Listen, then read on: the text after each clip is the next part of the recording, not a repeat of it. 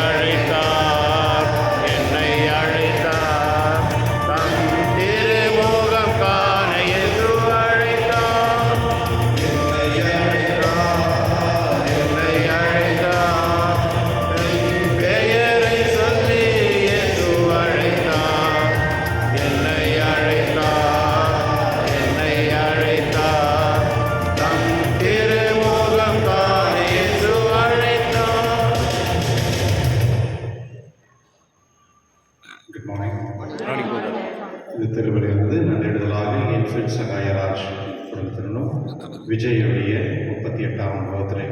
Vijay happy birthday. மற்றும் ஆரோக்கியமேரி நன்றிடுதலாகும் விசேஷமாக எட்வின் பிரியாவுடைய திருமண நாள் 27 வெட்டிங் ஆனிவர்சரி இருக்காங்க. Happy wedding anniversary. மரித்த Annie James Anthuraj Dominic Charles Joseph Anthony Cruz Susainathan Jayamary Philomena father Bhagyanathan அவருடைய பேரண்ட்ஸ் மற்றும் அலங்காரம் அவருடைய மறைத்த எல்லா ஆண்களுக்காக மற்றும் திருக்கசனத்தில் இருக்க ஆண்களுக்காக தன்னுடைய கொடுக்கப்படுகின்றது. தந்தை மகன் தூய ஆவியாரின் பெயராலே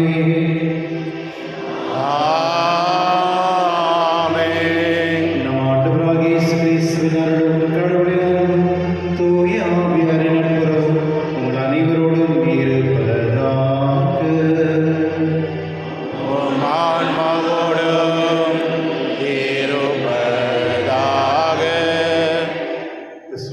சகோதர சகோதரி, என்னுடைய நற்செய்தியில் நான் பார்க்கும் பொழுது ஆண்டவர் இரக்கமானவர் என்றது தெளிவாக தெரிவிக்கிறது. ஒரு காலகட்டத்தில் சில பேர்கள் நம்மிடத்தில் வரும் பொழுது நம்ம எப்பொழுதுமே அவங்கள ஒரு வேறு விதத்தில் ட்ரீட் பண்ணணும். ஏனெனில் அவர்களுடைய நிலைனால ஸ்டேட்டஸ்னால சில பேர் நம்மளோட புவராக இருப்பாங்க, அதனால அவங்கள்ட்ட நம்ம பேச மாட்டோம். சில பேர் நோவில் இருப்பாங்க, அவங்க கிட்ட கூட நம்ம போக மாட்டோம். இந்த மாதிரி காலகட்டம் இப்போ கூட இருக்குது. ஆனால் இன்று ஆண்டவர் இயேசு அவருடைய இரக்கத்தை அவர் காட்டுகின்றார்.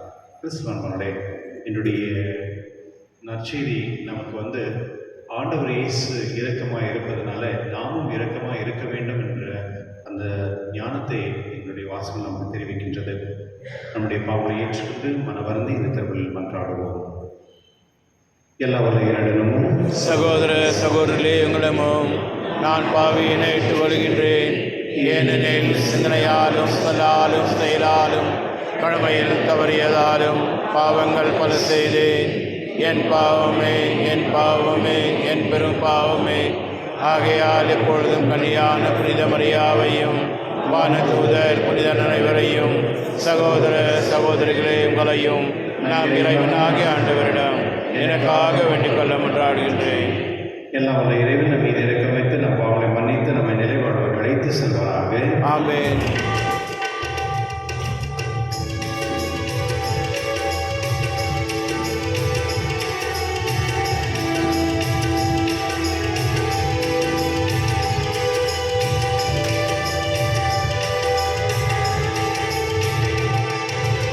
ஆண்டவரே இரக்கமாயிரும்.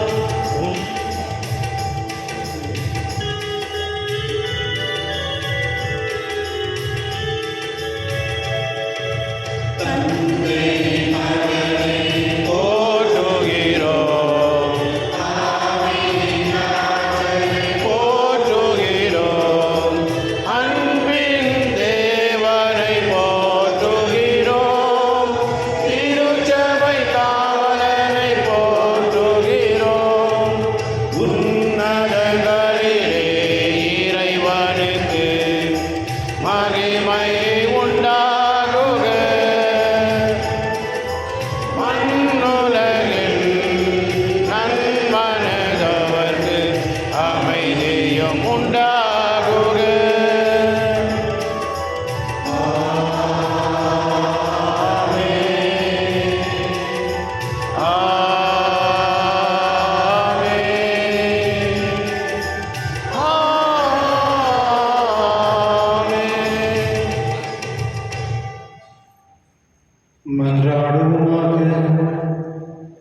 எல்லாம் வல்ல இறைவன் அன்பார்ந்த திருமகன் இதயத்தை நினைத்து நாங்கள் பெருமைப்படுகின்றோம். தம்பேரின் பனாதவர் எங்களுக்கு புரிந்தவராகின மேலான நன்மைகளை நினைவு கூறுகிறோம்.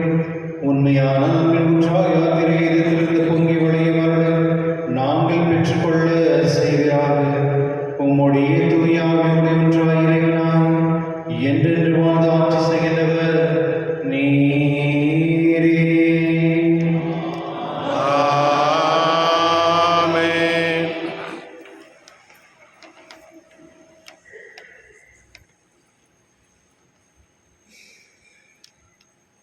யூதா மக்கள் நாடு கடத்தப்பட்டனர். அரசர்கள் 2ஆம் நூலிலிருந்து வாசகம். செதேக்கியாவினது ஆட்சியின் 9ஆம் ஆண்டு 10ஆம் மாதம் 10ஆம் நாளில் பாபிலோனியன் மன்னன் நெபுகத்நேசர் தன் எல்லா படைகளோடு எருசலேமுக்கு எதிராக வந்து பாளையம் இறங்கி அதை சுற்றிலும் முற்றுகை தளம் எழுப்பினான். இவ்வாறு அரசன் செதேக்கியா ஆட்சியேற்று 11ஆம் ஆண்டு வரை நகர் முற்றுகைக்கு உள்ளாயிருந்தது. அவ்வாண்டு 4ஆம் மாதம் 9ஆம் நாள் நகரில் பஞ்சம் கடுமையாயிற்று. நாட்டு மக்களுக்கு உணவே கிடைக்கவில்லை. அப்பொழுது நகர் மத்தியில் ஒரு திறப்பு உண்டாக்கப்பட்டது. போர் வீரர் அனைவரும் அரச பூங்காவின் 2 மதில்களுக்கு இடையே அமைந்த வாயில் வழியாக அராபாவை நோக்கி இரவில் ஓடினர். கல்தேயரோ நகரை சுற்றி முற்றுகையிட்ட வண்ணம் இருந்தனர். கல்தேய படையினர் அரசனை பின்தொடர்ந்து சென்று எரிகோ சமவெளியில் அவனை பிடித்தனர். அவனது படை முழுவதும் அவனை விட்டு சிதறி ஓடிற்று. அவர்கள் அரசனை பிடித்து ரபாவில் இருந்து பாபிலோனியன் மன்னனிடம் கொண்டு சென்றார்கள். மன்னன் அவனுக்கு எதிராக தீர்ப்பு வழங்கினான். பாபிலோனியன் மன்னன் செதேக்கியாவின் புதல்வர்களை அவனது கண் முன்னே கொன்றான். மேலும் அவனுடைய கண்களை பிடுங்கி விலங்கிட்டு அவனை பாபிலோனுக்கு எடுத்து சென்றான். பாபிலோனியன் மன்னன் நெபுகத்நேசர் ஆட்சியேற்று 19ஆம் ஆண்டு 5ஆம் மாதம் 7ஆம் நாளன்று அவன் பணியாளரும் மெய்காப்பலர் தலைவனுமாகிய நெபுசரதான் எருசலேமுக்குள் நுழைந்தான். அவன் ஆண்டவரின் இல்லத்தையும் அரசன் அரண்மனையையும் எருசலேமில் இருந்த எல்லா வீடுகளையும் தீக்கரையாக்கினான். பெரிய வீடுகளை எல்லாம் தீயிட்டு பொசுக்கினான். மெய்காப்பலர் தலைவனுடன் இருந்து கல்தேயன் படையினர் எருசலேமை சுற்றிலும் இருந்த மதில்களை தகர்த்தெறிந்தனர். மெய்காப்பலர் தலைவன் நெபுசரதான் நகரில் எஞ்சியிருந்த மக்களையும் பாபிலோனியன் மன்னனிடம் சரணடைந்து இருந்தவர்களையும் விடுபட்டிருந்த கைவினரோடு சேர்த்து நாடு கடத்தினான். மெய்காப்பலர் தலைவன் திராட்சை தோட்டங்களையும் வயல்களையும் கவனிக்கும் பொருட்டு நாட்டின் ஏழைகள் சிலர் அங்கேயே விட்டு வைத்தான். இது ஆண்டவர் வழங்கும் அருள்வாக்கு. இறைவாக்கு நன்றி. பல்லவி. உன்னை நினையாவிடில் என் நா மேல்வாயோடு ஒட்டிக்கொள்வதாக. உன்னை நினையாவிடில் என் நா மேல்வாயோடு ஒட்டிக்கொள்வதாக. பாபிலோனின் ஆறுகள் அருகே அமர்ந்து நாங்கள் சீயோனை நினைத்து அழுதோம். அங்கிருந்த அலரி செடிகள் மீது எங்கள் யாழ்களை மாட்டி வைத்தோம். பல்லவி. உன்னை நினையாவிடில் என் நா மேல்வாயோடு ஒட்டிக்கொள்ளும். ஏனெனில் அங்கு எங்களை சிறையாக்கினோர் எங்களை பாடும்படி கேட்டனர். எங்களை கடத்தி சென்றோர் எங்களை மகிழ்ச்சிப்பா இசைக்குமாறு கேட்டனர். சியோனின் பாடல்களை எங்களுக்கு பாடி காட்டுங்கள் என்றனர். பல்லவி. உன்னை நினையாவிடில் எல்லாம் மேல்வாயோடு ஒட்டிக் கொள்வதாக. ஆண்டவருக்கு உரித்தாகும் பாடலை அந்நிய நாட்டில் எங்கனம் பாடுவோம். எருசலேமே, நான் உன்னை மறந்தால் என் வழக்கை திரும்பி போவதாக. பல்லவி. உன்னை நினையாவிடில் எல்லாம் மேல்வாயோடு ஒட்டிக் கொள்வதாக. உன்னை நினையாவிடில் எனது மகிழ்ச்சியின் மகுடமாக நான் எருசலேமை கருதாவிடில் என் நாம் மேல்வாயோடு ஒட்டிக்கொள்வதாக. பல்லவி. உன்னை நினையாவிடில் எல்லாம் மேல்வாயோடு ஒட்டிக் கொள்வதாக.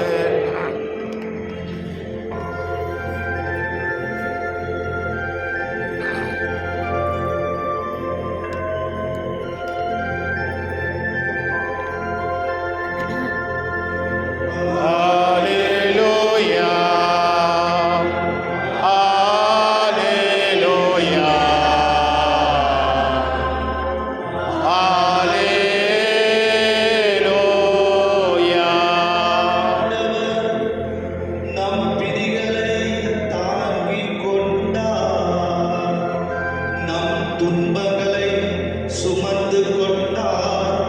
அல்லேலூயா. Hallelujah. Hallelujah.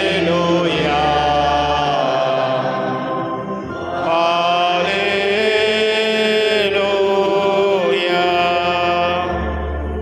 ஆண்டவர்களோடு இருப்பாராக. உம் ஆன்மாவோடும் இருப்பாராக. புனித மத்தேயு எழுதிய திருநற்செய்தியிலிருந்து வாசகம். ஆண்டவரே, மாட்சி உமக்கே. அக்காலத்தில் இயேசு மலையிலிருந்து இறங்கிய பின் பெருந்திரளான மக்கள் அவரை பின்தொடர்ந்தனர்.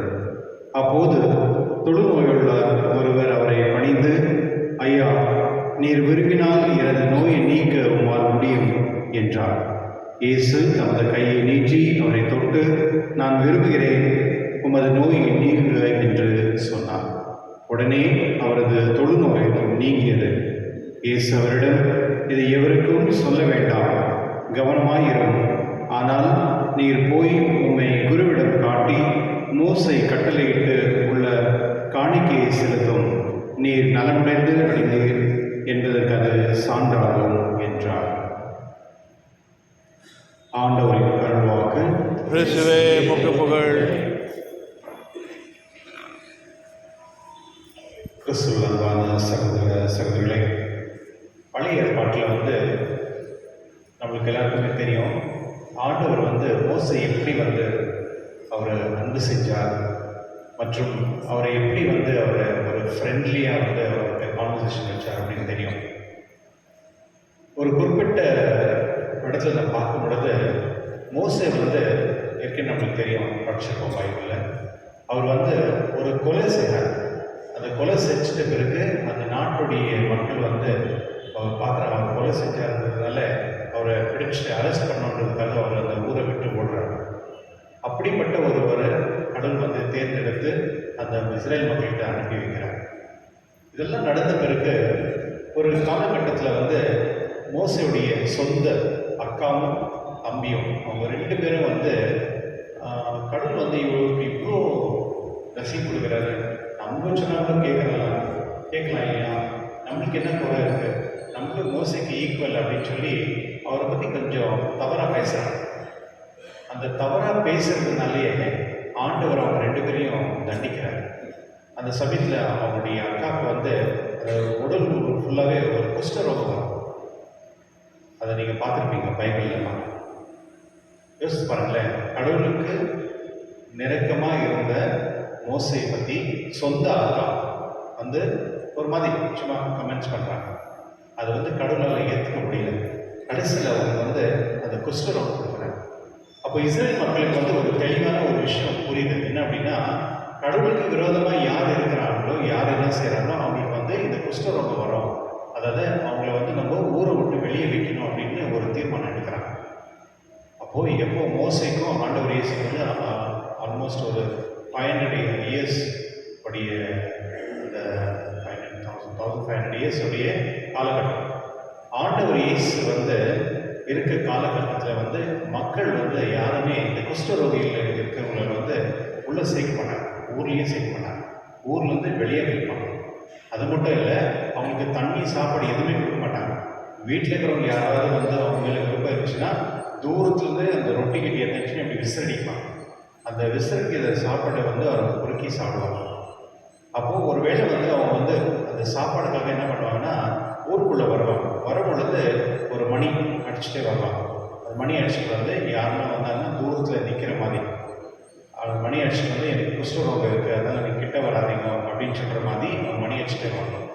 அப்படி வரவங்களுக்கு மட்டும்தான் வந்து அந்த யாராவது வந்து சில சாப்பாடெல்லாம் கொடுப்பாங்க, இல்லைன்னா அவங்களுக்கு அந்த சாப்பாடு எல்லாமே சத்துருவாங்க. இந்த மாதிரி ஒரு காலகட்டத்தில் இருக்கும் பொழுது ஆண்டவர் இயேசு இந்த மலையில் இந்த கீழே வரும் பொழுது நிறைய மக்கள் இருக்கிறாங்க, கூட்டத்தில் நிறைய 1000 இடத்துல ஜனங்க இருக்கிறாங்க. ஏன்னா அவங்க வரும் பொழுது அங்கே இருந்த ஒருவர் ஆண்டவரை பார்த்து அந்த தொழுநோயாளர் ஒருவர் பணிந்து, ஐயா நீர் விரும்பினால் எனது நோயை நீக்க உம்மால் முடியும் என்று இயேசு எடுத்து சொல்கிறார். அவருக்கு எப்படி தெரியும் ஆண்டவர் இயேசு குணப்படுத்துகிறார் அப்படின்னு? ஏன்னா அவர் எங்கன்னா கேள்விப்பட்டிருப்பார், இங்கே இயேசு இருக்கிறாரு, அவர் வந்து எல்லாரையும் குணப்படுத்துகிறாரு அப்படின்னு யாரும் சொல்லியிருக்கலாம். ஃபர்ஸ்ட் ஆஃப் ஆல் வந்து அவர் ஊருக்குள்ளே வரக்கூடாது. இன்னொன்று வந்து எந்த ஒரு ஜூ இருக்காங்களே யூதர்களுக்கு அவங்ககிட்ட பேச மாட்டாங்க.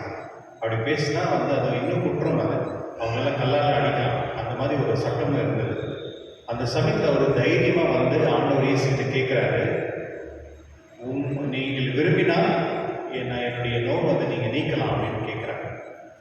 அப்போ ஆண்டவர் இயேசு அவரை கூப்பிட்டு அவரை தொட்டு எனக்கு விருப்பம் இருக்குது அப்படின்னு சொல்லி அவர் வந்து குணப்படுத்திட்டு, இது போய் யாருக்கும் சொல்லாத, போயிட்டு சட்டப்படி என்ன வேணுமோ அதை போய் செய்ய அப்படின்னு சொல்றாங்க.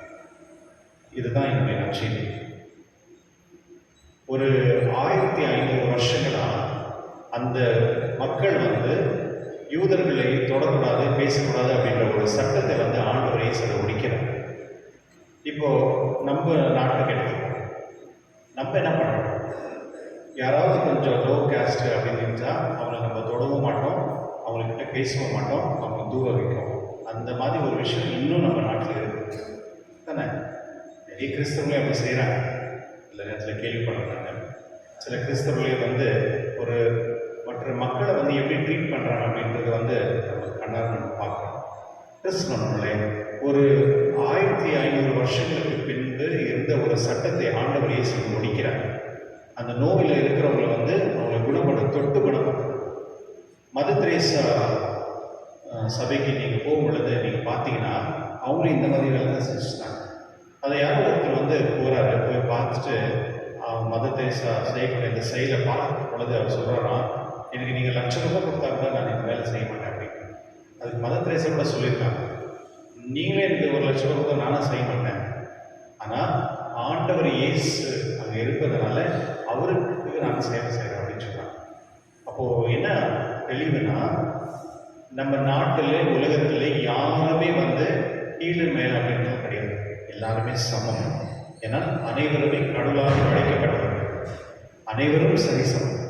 இந்த தெளிவான ஒரு புரிதல் நமக்கு இருக்கிறோம். சில நேரத்தில் சில பேர் வந்து இந்த பணத்தினால வந்து சில பேர் வந்து நான் ரொம்ப பெரியவன் அப்படின்னு காமிச்சுப்பாங்க. அது கடவுள் கொடுத்த பிச்சை, அது கடவுள் கணக்கு கேட்பாங்க. எவ்வளோ நம்மகிட்ட நிறைய இருக்கோ அத்தனைக்கும் நம்ம வந்து கடவுள் கணக்கு கொடுக்கணும். அது நிறைய பேர் தெரியாது, அது டைம் கடவுள் கேட்பாங்க. ரெண்டாவது வந்து நம்ம ஒரு நல்ல வீட்டில் இருக்கோம், சொந்த வீட்டில் இருக்கோம், அதெல்லாம் கீழே இருக்கிறவங்க வந்து சில வீட்டில் வாடகை வீட்டில் இருக்கிறவங்களோ இல்லை ரொம்ப குடிசில் இருக்கிறவங்க வந்து எங்களோட கீழே அப்படின்னு கிடையாது. நீங்கள் எவ்வளோ பெரிய வீட்டில் இருக்கிறீங்களோ அவ்வளோவும் நீங்கள் கணக்கு கொடுக்கணும். நீங்கள் எவ்வளோ சின்ன வீட்டில் இருக்கிறீங்களோ, மீன்ஸ் குடிசை வீட்டில் இருக்கிறீங்களோ இல்லை ஏழ்மையான வீட்டில் இருக்கிறீங்களோ, அது வந்து கடவுளுக்கு பிடிச்சமான ஒரு மக்கள். ஏன்னா அதனால தான் கடவுளே வந்து இந்த உலகத்தில் வந்து அந்த மாதிரி தான் பிறந்தார், வீடே இல்லாமல் பிறந்தார். அப்போ என்ன கடவுள் வந்து இந்த உலகத்துக்கு என்ன சொல்ல வர்றாருன்னா, ஏழ்மை இருக்கும் அனைவருமே எனக்கு சார்ந்தவர்கள், அவருக்கு நான் சார்ந்தவர்கள் நான் அப்படின்னு சொல்கிறார். இன்னைக்கு யாரும் வந்து ஏழ்மையாக இருக்கும்போது நம்ம ஐயோ ரொம்ப ஏழ்மையாக இருக்கிறோமே அப்படின்னு தான் இருக்கணும், தவிர அந்த பெருமையாக இருக்க மாட்டாங்க, சந்தோஷமாக இருக்க மாட்டாங்க. ஏன்னா அவங்களுக்கு ஒரு ஸ்டேட்டஸ் தேவைப்படுது. சில நேரத்தில் வந்து நம்முடைய வாழ்க்கையில் வந்து கொஞ்சம் ஷோப்பெல்லாம் நிறைய பேர் காமிக்குவாங்க. நம்மளுடைய இருக்க பொருள்களை வந்து நிறைய காமிப்பாங்க. நான் எப்போதுமே சொல்கிறேன், கோயிலுக்கு வரும் பொழுது நீங்கள் கோல்டெல்லாம் போட்டு வர தேவையே இல்லை. அது ஒரு சின். நீங்கள் வந்து உங்கள் பக்கத்தில் யாரும் உட்காரும் பொழுது நீங்கள் வந்து நிறைய கோல்டெல்லாம் போட்டிருந்தீங்கன்னா அந்த பக்கத்தில் இருக்கிறவங்களுக்கு நீங்கள் என்ன சொல்ல வரீங்க? நான் ரொம்ப பணக்காரன்னு சொல்கிறீங்களா? அதனால தான் எப்போதுமே திருவள்ளிக்கு வரும் பொழுது கடவுளுக்கு மகிமைப்படுத்த மாதிரி தான் நம்ம வரணும், தவிர நம்ம மற்றவங்க பார்க்கணுன்றதுக்காக ரொம்ப ஆடம்பரமாக வரக்கூடாது. நான் ஒரு பாரிஷில் இருக்கும் பொழுது ஃபியூனரல் மாஸ் நடந்துருக்கும் பொழுது ஒருத்தர் வருவார். பணக்காரர் தான், கொஞ்சம் இல்லை, நிறைய பணக்காரர் தான். அவர் வந்து இந்த 10 வெள்ளியும் 10 மோதிரம் போட்டுருந்தார். நான் யூஸ்வலாக அவர் எப்போ வருவார், அவர் மட்டுமே சமைப்பேன்.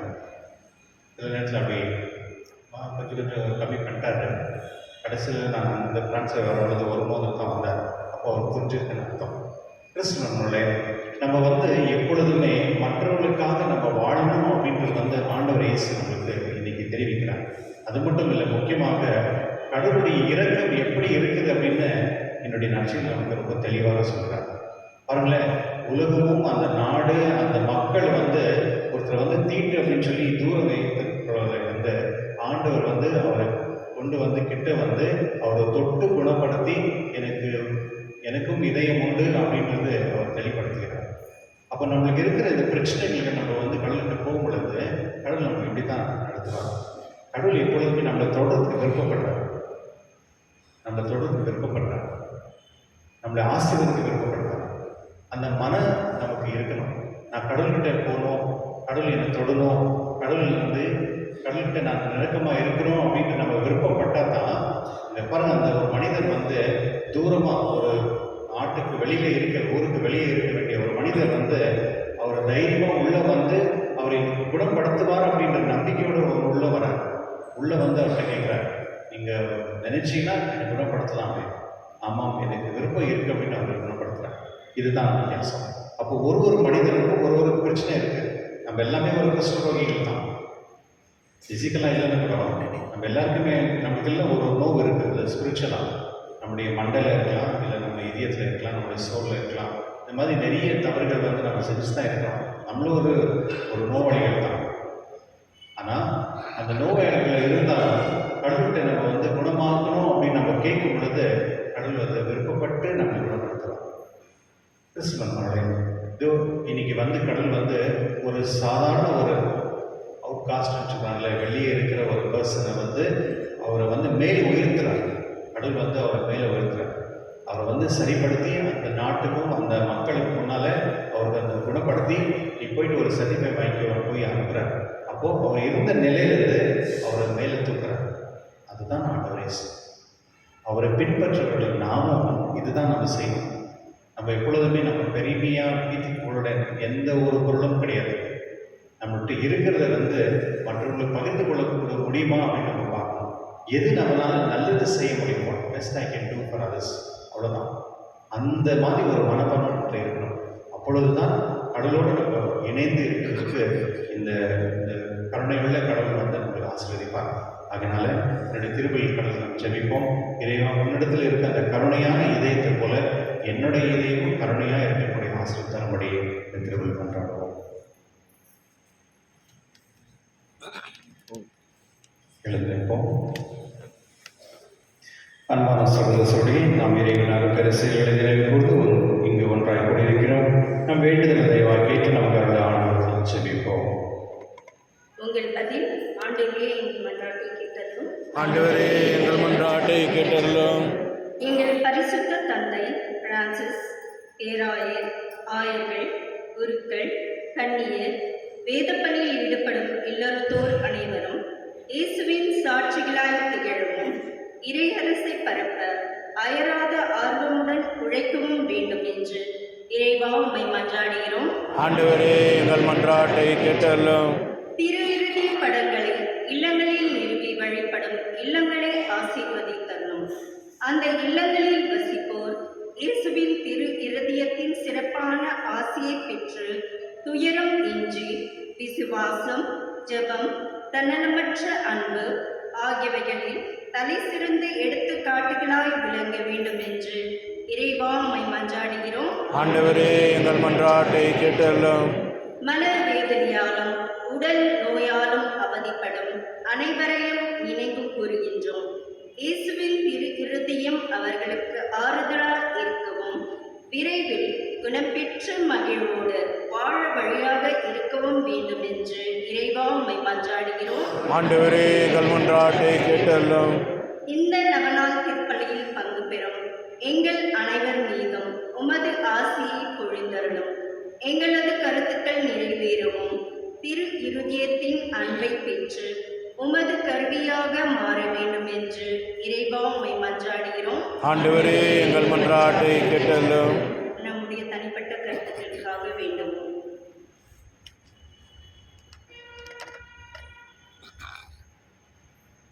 இறக்கமுள்ள இறைவா உம்மை மன்றாடும் திருச்சபை ஜெபங்கள் உமக்கு உதவாக இருக்க செய்தருளும். எங்கள் தகுதியில் நம்பிக்கை கொள்ளாமல் உமது இரக்கத்தை மட்டுமே முன்னிட்டு நாங்கள் கேட்பதை தந்தருள வேண்டும் என்று எங்கள் ஆண்டவராக இயேசு கிறிஸ்து வழியாக உம்மை மன்றாடுகின்றோம்.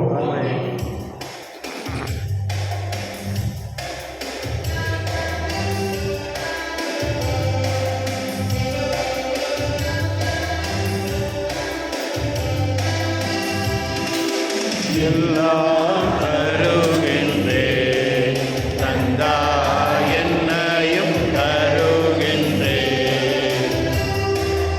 எல்லாம் தருகின்றே தந்தா என்னையும் தருகின்றே.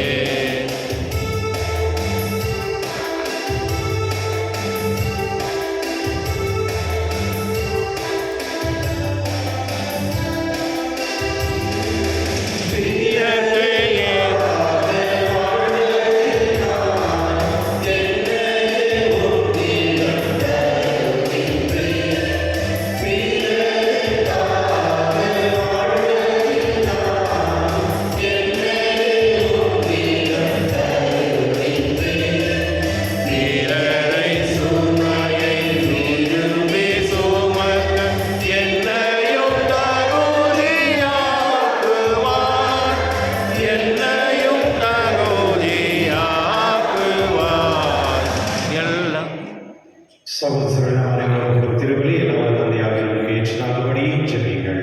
ஆண்டவர் தமது பெயரின் புகழ்ச்சிக்காகவும் மாற்றிற்காகவும் நமது நன்மைக்காகவும் புனித திராவை அனைத்து நலனுக்காகவும் உமது கையிலிருந்தவரை ஏற்றுக்கொள்வாராக. பேர்மிக்க தந்தையன்மானும் திருமகனுடைய இதயத்தின் சொல்லுக்குறி அன்பை நீர் கண்ணோக்கி அருளும். நாம் உள்ளப்பு கொடுக்கும் காணிக்கையுமால் ஏற்றுக்கொள்ளப்பட்டு எங்கள் பாவங்களுக்கு பரிகாரம் அமைவதாக. எங்கள் ஆண்டவராக இயேசு கிறிஸ்து வழியாக உம்மை மன்றாடுகின்றோம். ஆமென். ஆண்டவர் உங்களோடு இருப்பாராக. உம் ஆன்மாவோடும் இருப்பாராக. எங்களை ஆண்டவரிடம் எழுப்புங்கள். ஆண்டவரிடம் எழுப்பியுள்ளோம். நம் இறைவனாகிய ஆண்டவருக்கு நன்றி கூறுவோம். அது தகுதியும் நீதியும் மானதே. ஆண்டவரே பரிசுத்த எல்லாம் நிலைத்து இறைவா எங்கள் ஆண்டவராக கிறிஸ்து வழியாக என்னாலும் இவ்விடத்தில் நாங்கள் உங்களுக்கு நன்றி செலுத்துவது மெய்யாகவே தகுதியும் நீதியமாகவும் எங்கள் கடமையும் மீட்புக்குரிய செய்தமாகவும் மீட்புக்குரிய அன்பினால் கிறிஸ்து சிலுவையில் உயர்த்தப்பட்டு தம்மையே நமக்காக கையெழுத்தார். குத்தி திறக்கப்பட்ட விழாவில் இருந்து ரத்தமும் தண்ணீர் வழிந்தோடின. இதிலிருந்து திருச்சபின் அருட்சாதனம் வெளிப்பட்டன. மீட்பரின் திறந்த இதயத்தினரும் அனைவரும் ஏற்க பெறவும் மீட்களை போற்றலிலிருந்து மகிழ்ச்சியுடன் உணர்ந்து கொள்ளும் இவ்வாறு செய்தருளினார். ஆகவே தூதரான தூதனார் என சொல்வோம். ஆட்சிக்குள் மற்றும் வானராச சேனைகள் அணிகள் அனைவரோடும் சேர்ந்து நாங்கள் உமது மகிமையை புகழ்ந்து பாடி முடிவின்றி சொல்வதாவது. தூயவர் தூயவர் தூயவர் வான்படைகளின் கடவுளாம் ஆண்டவர். விண்ணகமும் மண்ணகமும் உமது மாட்சியால் நிறைந்துள்ளன. உன்னதங்களிலே ஓசானா. ஆண்டவர் பெயரால் வருகின்றவர் ஆசீர் பெற்றவர். உன்னதங்களிலே ஓசானா. ஆண்டவரின் மெய்யாகவே தூய்வர் திருமணத்துக்கு முற்று. ஆகவே உடைய ஆவி காணிகளை தூய்மைப்படுத்த உண்மை வேண்டுகின்றோம். இவ்வாறு எங்கள் ஆண்டவர் இயேசு கிறிஸ்து உடலும் ரத்தமுமாக எங்களுக்கு இவை மாறுபடுவாக. அவர் பாடுபட உள்ள கடிந்து தம்மை அழைத்த போது அப்பத்தை எடுத்து நன்றி செலுத்தி அதை விட்டு தம் சீடர்கள் அழைத்து கூறியதாவது: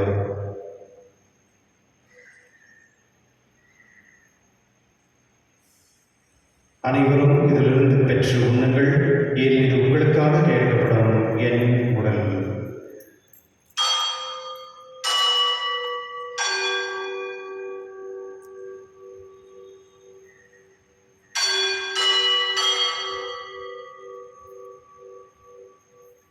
அவனிடமே இரவிருந்து இறந்த பின் கிண்ணத்தை எடுத்து மீண்டும் உமக்கு நன்றி கூறி தம் சீடர்களை அவர் கூறியதாவது: அனைவரும் இதிலிருந்து பெற்று பருகுங்கள், ஏனில் இது புதிய நிலையான உடன்படிக்கைக்கு உரிய ரத்தத்தின் கிண்ணம். இது பாவ மன்னிப்புக்கென்று உங்களுக்காகவும் பலருக்காகவும் சிந்தப்படும். இதை நினைவாக செய்யுங்கள்.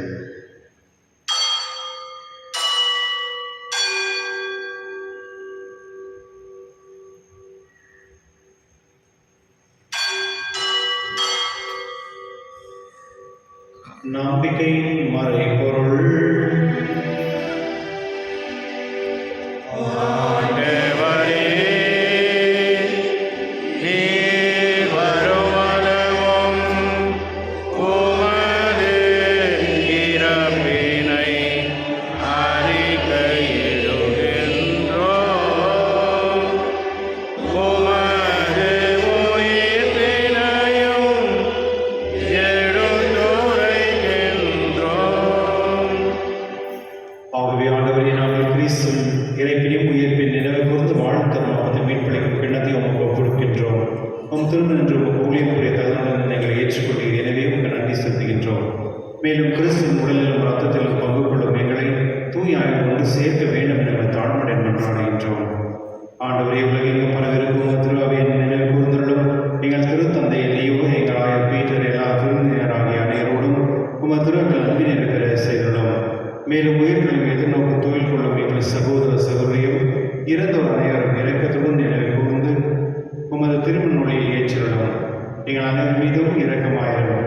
கடவுள் கணித்தாய் புனித மரியாவுடைய கணவனான புனித யோசேப், புனித திருத்தூதர்களை உலகில் உமக்கு இருந்தோராகிய புனித அனைவரோடும் நாங்கள் நிலை வாழ்வில் பங்கு கொள்ளும் தகுதி பெற்று உம் திருமகன் இயேசு சொல்லியாக உம்மை புகழ்ந்து ஏதும் அவரோட உம்மை மன்றாடுகின்றோம்.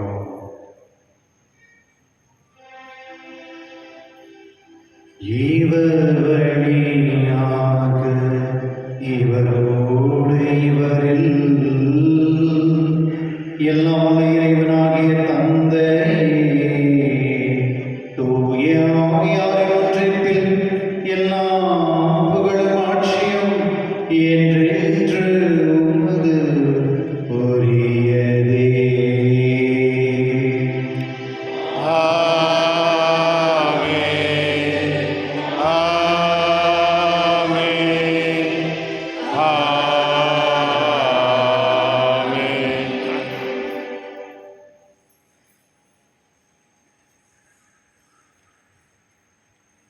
கிறிஸ்துவன் மகளே, இன்னைக்கு நிறைய பேர் இப்படி சிந்திக்கலாம். யாருக்காவது ஒரு நோவு அதை வந்துச்சுன்னா அது ஒரு கேர்ஸ், அதாவது அது ஒரு கடவுள் கொடுத்த ஒரு சாபம் அப்படின்னு. அப்படி கிடையவே கிடையாது. இன்னைக்கு சிக்னஸ்ன்றது ஒரு பார்ட் ஆஃப் லைஃப். அது எல்லாருக்குமே வரும். அது ஒரு சின்ன ஒரு சிலுவை கடவுள் கொடுக்க வேண்டியது. அதை நம்ம ஏற்றுக்கொள்ளணும். சில நேரத்தில் நம்ம மற்றவங்க நோவில் இருக்கவங்களை ஒரு கீழாக நம்ம பார்க்கக்கூடிய மனப்பான்மை நம்ம இருக்கிறோம். மற்றவங்களுக்கு அந்த மாதிரி நிலைமையில் இருக்கவங்களுக்கு போயிட்டு நம்ம ஹெல்ப் பண்ணுறோம் இல்லையா, அது ஒரு பெரிய பிளெஸ்ஸிங்காக மாறும். அதனால தான் வயசானவங்களுக்கு போயிட்டு நம்ம சந்திக்கணும்.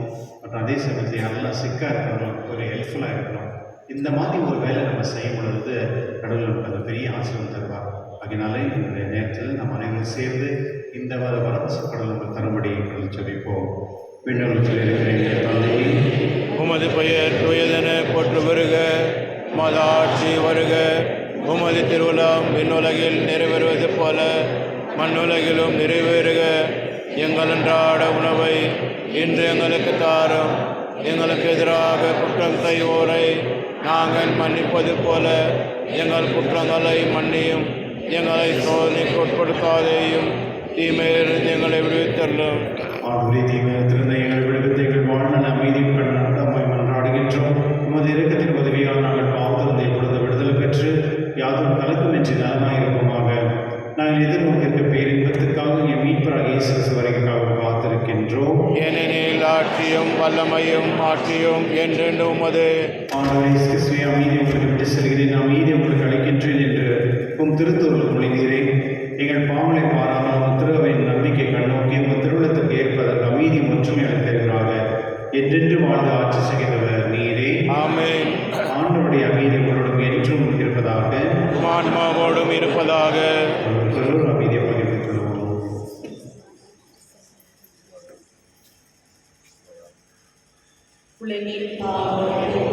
இருளின் சமரியே, எம்மேல் இரக்கம் வையும். உலகின் பாவம் போக்கும் இருளின் சமரியே, எம்மேல் இரக்கம் வையும். உலகின் பாவம் போக்கும் இருளின் சமரியே, எமக்கு அமைதி அருளும்.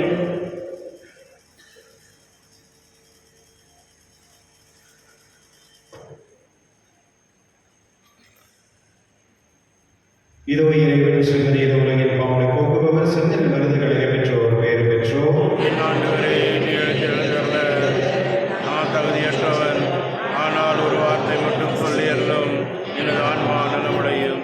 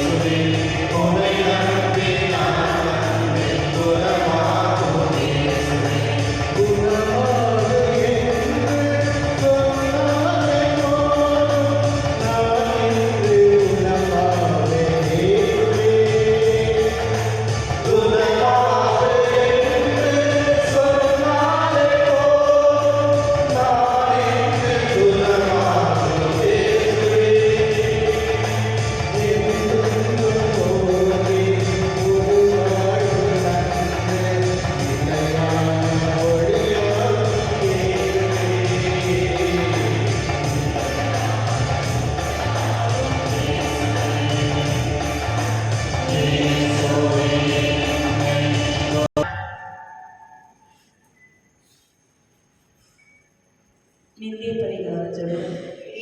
திருதியவே உன் அன்பு ஆகிய ஆராதனையை எதிர்க்க செய்யப்படுகின்ற நிந்தைய அவமானுக்கு பரிகாரமாக எங்களை உமக்கு அளிக்கின்றோம். இன்று முதல் எங்களின் நினைவு சொல் செயல்களையும் நாங்கள் படும் துன்பார்த்தங்களையும் பரிகாரமாக ஏற்றுக்கொண்டு நாங்கள் தூய வாழ்வு வாழ துணை செய்தல்லும் எல்லாவற்றிற்கும் மேலாக உம்மை அன்பு செய்து உமக்காகவே வாழ்ந்து என்றும் வாழ்வராயிருக்க தயவு புரியும். ஆமென்.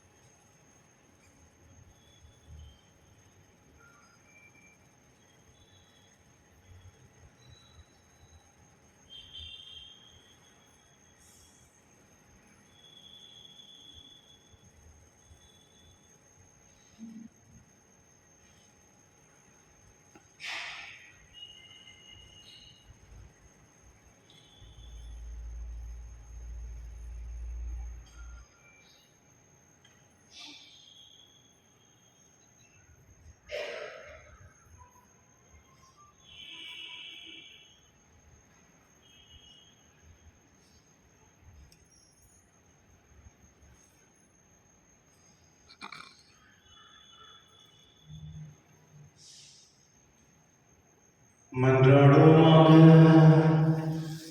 இறைவாய் ஒன்றாலும் எங்களுக்கு இந்த பாசம் பற்றி இறை செய்வதாக இவ்வாறு நாங்களும் திருமரணம் என்று ஏற்க பெற்று எங்கள் சகோதரத்தில் அவரை காண கற்றுக்கொள்வோமாக. எங்கள் ஆண்டவராக இயேசு கிறிஸ்து வழியாக உம்மை மன்றாடுகின்றோம். ஆமென். நோயாளிகள் ஆசிரியத்தில் ஜெபிப்போமாக. ஆண்டவரே, உடனாய் வருந்தும் உமது ஊழியரை பாரும். நீர் உண்டாக்கிய ஆன்மாவுக்கு ஆறுதல் தாரும். நாங்கள் துன்பங்களால் தூய்மையடைந்து உமது இரக்கத்தினால் விரைவில் குணமுடையபடி அருள் புரிவீராக. எங்கள் ஆண்டவராக இயேசு கிறிஸ்துவின் பெயரால் ஆமென். ஆண்டவர்களோடு இருப்பாராக. ஓம் ஆன்மாவோடும் இருப்பாராக. இறைவனாசிரியர் தலைவனுமாக ஆண்டவராக இயேசு கிறிஸ்து உங்களை பாதுகாப்பு உங்கள் நடுவிலும் உங்களை காப்பாற்ற உங்களுக்குள்ளும் உங்களுக்கு வழிகாட்டு உங்களுக்கு முன்னும் உங்களுக்கு வழிகாட்டும் காவலாக இருக்க உங்களுக்கு பின்னும் உங்களை ஆசீர்வதிக்க உங்கள் மேலும் இருப்பாராக. ஆமென். எல்லாம் வல்ல இறைவன் தந்தை மகன் தூய ஆவியார் அனைவரையும் ஆசீர்வதிப்பாராக. ஆமென். சென்று வாருங்கள், திருப்பலி நிறைவேறிற்று. இறைவனுக்கு நன்றி. உங்களுக்கு நன்றி. அடுத்த வெள்ளிக்கிழமை, சனிக்கிழமை, ஞாயிற்றுக்கிழமை 3 நாள் வந்து நம்முடைய பங்கில் வந்து இந்த ஹோலி ரிலீக்ஸ் அப்படின்னு சொல்லுவாங்க. ஹோலி ரிலீக்ஸ்னால் புரிதர்களுடைய சில அவர்களது இந்த ரிலீக்ஸ் நீங்கள் பார்த்துருப்பீங்களே, மாதா துணியறது நான் அந்த மாதிரிலாம் இருக்குல்ல, அந்த மாதிரி 1500 வந்து ரிலீக்ஸ் வந்து இங்கே வருது. 3 நாள் எக்ஸ்போஷன் இருக்கும். அது வந்து ஹாலில் இருக்கும். அது வந்து இந்த ஹேண்ட்பில்ஸ் கொடுப்பாங்க. இங்கே இருக்கவங்க யாராவது வேறு ஏதாவது பேரிஷ்க்கு சேர்ந்தாங்கன்னா எங்களை வந்து மீட் பண்ணுங்கள். இந்த ஹேண்ட்பில்ஸ் கொடுக்குறீங்க ப்ளீஸ் இங்கே கொடுக்கலாம். தேங்க்யூ. வண்டர்ஃபுல் டே.